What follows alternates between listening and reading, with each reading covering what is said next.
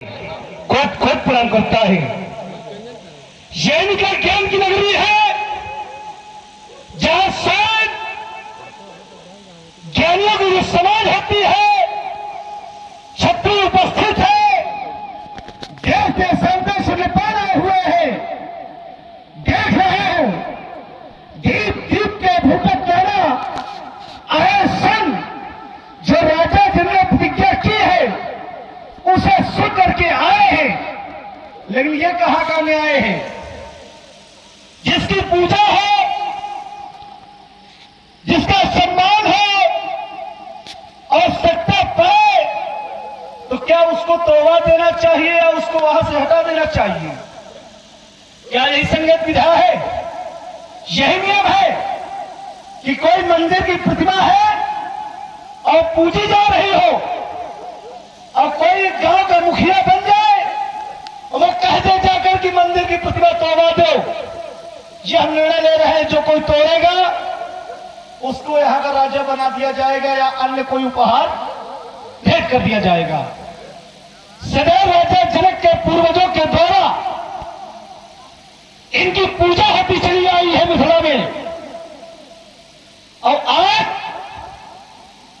इन्हीं जनक के द्वारा छत्री नेपाल के द्वारा प्रतिज्ञा की गई है कि सौ पुराण को दंड कठोरा, ये रात ये समाज आज जय तोरा, जो तोड़ देगा उसे सीता अर्पण होगी। ये कहा कि न्याय संगति है।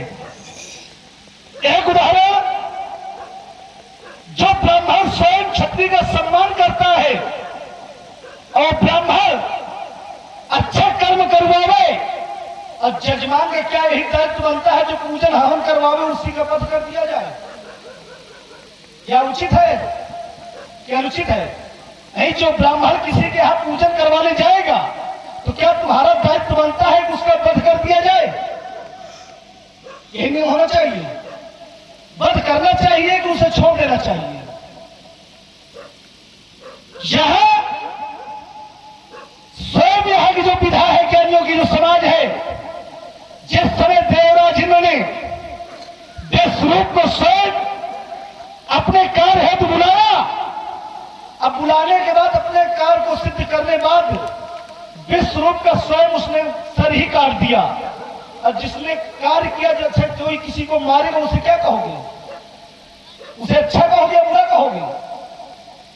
कुछ बोला करो, ऐसे मजा नहीं आता। कहीं जो कोई अपराध करेगा या हम तुमको मारे तो अच्छा कर रहे हैं बुरा कर रहे हैं? बुरा कर रहे हैं ना। और जिसने बुरा किया उसका सम्मान हो रहा है। आजकल मंत्र पढ़े जाते हैं, ओम सस्तिना है इंद्रो हसैन, वेद उच्चारण होते हैं, और जब वेदों को उच्चारण होता है तो इंद्र का नाम आता है। इंद्र स्वयं ब्राह्मण की हत्या कर दी जिसे ब्रह्म हत्या लगनी थी। और आज यहां भी आने वाले समय में एक समय आया था तो स्वयं इनके द्वारा वशिष्ठ के शरीर का भी भंगन किया गया था। जो स्वयं गुरु की हत्या कर दे फिर कहां से होगा? अब आज यहां पर इनकी हत्या होने जा रही है। बल वेदी पर चढ़ा दिया गया है, इनकी सदैव पूजा होती चली आई है। आज जनक के द्वारा ही प्रतिज्ञा की गई है कि जो कोई इनको तोड़ेगा सीता उसको अर्पण होगी। तब ये नहीं धनुष खंडन होगा जब तक रावण आ गया। सभी नेपाल सुन लो, जो छत्री उपस्थित है, अब नहीं धनुष खंडन होगा, राम उसका खंडन होगा, और रावण के प्रभाव से संसद होगा, चलेगी चमक तबलासी, ऐसा हिस्सा बेहतर होगा, नहीं धनुष खंडन होगा। देख रहा हूं मैं समाज में अभी बड़ी शांति थी, लेकिन एक ऐसे साहसी व्यक्ति का आगमन हुआ है इस समाज के अंतर्गत कि उनके आते ही थोड़ी खलबली सी मच गई है। पर कोई बात नहीं, चलो मिलता हूं पहले मैं इनसे। महाराज रावण, जय श्री शंकर भगवान की। ओम दैत्य बल सुब्बाय अंतमे के सुहाग विद्यावली के गोद में विहार करने वाले स्वरूपाधीश, जय जय महाकाल की, जय जय मंगमाल की, जय महाकाल की। आपने इतनी उपाधियां लगा दिया है, दर्शन बड़े दिन के बाद होते हैं ना। अच्छा अच्छा, जहाँ वो मंडल होता है। क्या बात है, कहीं भयभीत तो नहीं हो रहे हो कि भयभीत होने के कारण बड़ी उपाधियां लगा दिया हो? क्यों? चलिए, अभी थोड़ी समय पहले आपने कहा कि जिसकी पूजा हो रही हो क्या उसका अपमान किया जाए, या जिस प्रतिमा की पूजा की जाए उसका खंडन किया जाए, ऐसा उचित तो नहीं है, ऐसा नहीं होना चाहिए। ये बात बिल्कुल सत्य है कि ऐसा नहीं होना चाहिए। चलिए, क्या धनुष की हत्या हो रही है? हत्या किसको कहते हैं? किसी का वध कर दो, मर्डर करवा दो, ऐसा ही है ना। अच्छा, तो धनुष की यदि हत्या हो रही है, धनुष की यदि हत्या हो रही है, यदि किसी के बिना मन मंत्रणा के, बिना किसी के सुझाव के किसी व्यक्ति का वध किया जाए तो वो तो हत्या है। जब ना तो यहाँ पर शरीर है, शरीर तो नहीं है यहाँ पर, देह नहीं है ना, और किसी वस्तु का यदि खंडन किया जाए तो क्या वह हत्या हो जाती है? वो हत्या नहीं है। महात्मा जगदीश के इसमें प्राण है, प्राण तो निहित है, लेकिन मन मंत्रणा भी है, ऐसा नहीं है। और यदि इनका खंडन हो जाएगा तो इनकी हत्या नहीं, इनकी मुक्ति हो जाएगी। और किसी को मुक्त करना क्या हत्या है, क्या अपराध है? इसको आप अपराध की संज्ञा में रखेंगे। क्यों महाराज रावण? यदि खंडन हो जाएगा धनुष का तो फिर इनकी मुक्ति हो जाएगी, और मुक्त होने के लिए ही व्यक्ति इस धरा पर आता है। योगी है वो, योगी थे, और योगी को यदि योगेश्वर मुक्त करे या कोई महेश्वर मुक्त करे तो फिर उससे अच्छा क्या है? बोलिए महाराज। बढ़िया दिव्य दर्शन, खोदा पहाड़ निकली चूहिया, चूहिया, वाह। भाई योगी को कौन मुक्त करने वाला है? भाई कहते योगेश्वर जो योगी को मुक्त करेंगे। योगी तो स्वयं मुक्त करने वालों को मुक्त करा रहा है, अब करने के लिए तुरंत कर भी दिया है। सब लोग समझते हैं चीजों को, कोई जान भी नहीं पाया। अब योगी ने योगेश्वर को स्वयं जाकर के मुक्त कर दिया, क्योंकि जिसका लिया उसका उधार छोड़कर काल वापस किया। अब मजबूरी ये होती जब अपने से कोई आगे होता है तो हर व्यक्ति अपने को पीछे हटता है। कारण इन्होंने कहा कि क्या यहां धनुष की हत्या हो रही है? तो हमने ये नहीं कहा कि धनुष की हत्या हो रही है।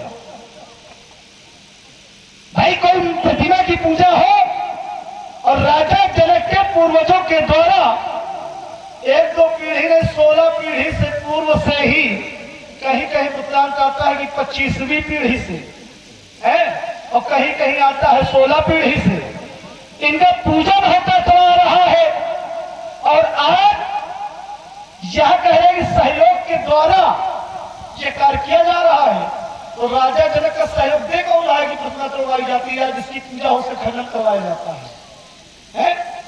जो धर्म का ढिढोरा पीट रहे हैं कि स्वयं हम धर्मी हैं और धर्मी होने के बाद अधर्म का काम करें। अच्छा, कोई किसी को मारे तो उसका सम्मान करना चाहिए, उसका अपमान करना चाहिए? अपमान करना चाहिए। ठीक, सदैव से संसार के हित के लिए इनका दान हुआ। इस समय संसार खून के आंसू रो रहा था, तब इनका दान हुआ। स्वयं एक महात्मा ने अपने अस्थियों का दान करके इनका निर्माण करवाया और संसार का हित किया। अच्छा, रावण ने कौन सा हित कर दिया? रावण ने कौन सा हित किया? भाई रावण आया, आप भी आए, आपका स्वागत सम्मान हुआ नहीं हुआ? हुआ। रावण आया, रावण का भी स्वागत सम्मान हो रहा है।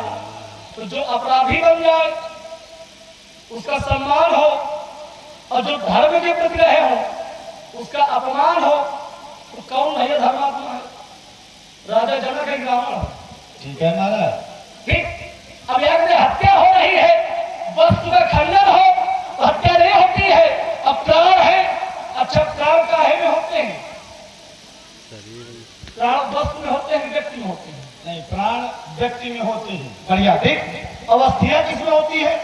व्यक्ति में होती है। हड्डियां व्यक्ति में होती है, सही है। और वस्तु में तो नहीं होती है। भाई ये वस्तु है, थोड़ा उदाहरण, ये वस्तु है तो क्या इसमें हड्डियां हैं? नहीं है। ये नहीं है, क्या इसमें प्राण है? नहीं है। अब धनुष तुम्हारे द्वारा ही कहा जा रहा है कि स्वयं अस्थियों के हैं और इसमें प्राण है। और महाराज जी जानना ये चाहते हैं ये वस्तु है या व्यक्ति है? ये वस्तु है, व्यक्ति नहीं है, लेकिन व्यक्ति के प्राण है। तो कैसे है, ऐसे बात होनी चाहिए। ये बात करें कि कैसे है। जब प्राण है तो प्राण का एक नियम है, क्योंकि जो जिसके हाथ में है, हानि लाभ जीवन मन जस अभ्यास विधि। हाथ तुम्हारे हाथ में कब से हो गई? चलो हम प्राण देंगे। नहीं, हमारे हाथ में नहीं है ऐसा। जगत के हाथ में कब से हो गया? हम प्राण लेंगे और देंगे।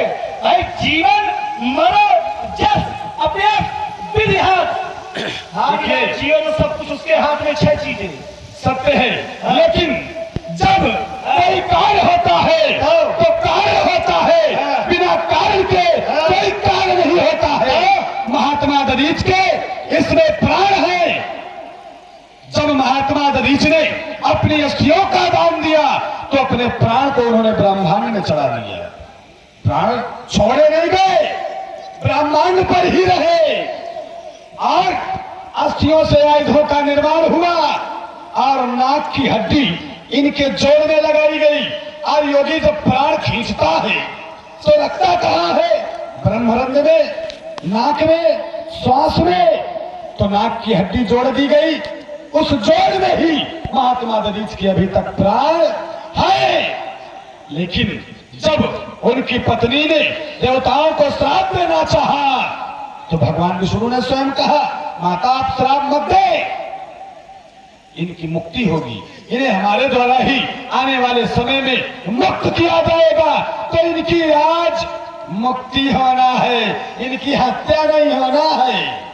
कैसे हो जाएगी मुक्ति रावण के रहते? जब मुक्ति हो जाए कैसे उचित हो जाएगा? रावण जब तक खड़ा है तो तुम्हें खुली चुनौती है।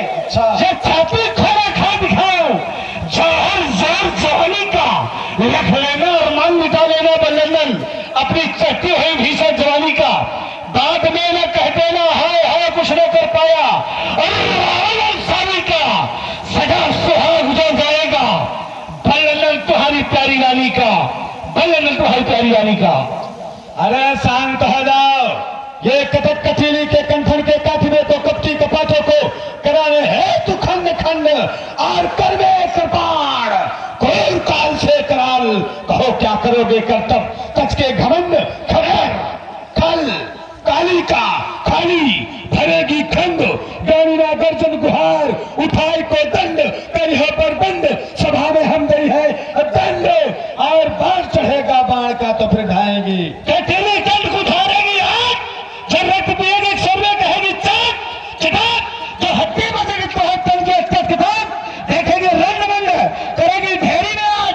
ऐसी वही चटाक की आज जो रंग मंग काट चन्नी को मंद मार पहना दूंगा। ये सवैया का बदल पल भर में रघुधार बहा यंत्र पहुंचा दूंगा। देखेगा तुम्हारा पाप लंदन तो भी ना पहचानेगा। भरी जवानी में तुम्हारे प्राण ये पल भर में ही खींचूंगा। अच्छा पल भर में खींचोगे? अभी केचुओं से तुम खेलो। अरे सांप के बिल में हाथ न डालो। और जिस शत्रु से और ये जीत सको ना उस शत्रु से बैर न पालो। इतना साधारण नहीं है। पहले मैं हूं बाद में तुम हो। समझ रहे हो ना? नहीं तो ये हर निहार छिपतमान जारी के सुलिंग वो गंध विभाग जाते है। और चीतन के चित्त चिका चांद हो चाल देख तो धावत निहार मेघ मारुत ल जाते हैं। काढ़त कृपाण तो दामिन को मान भंग हो और सुनकर हुंकार ये बल सबल भुलाते हैं। कानवीर बोले बाड़ा सुरवीर गिर पे बैठ गिरजा शंकर बतलाते हैं। ये कपड़े में चढ़ा से जाऊंगा ये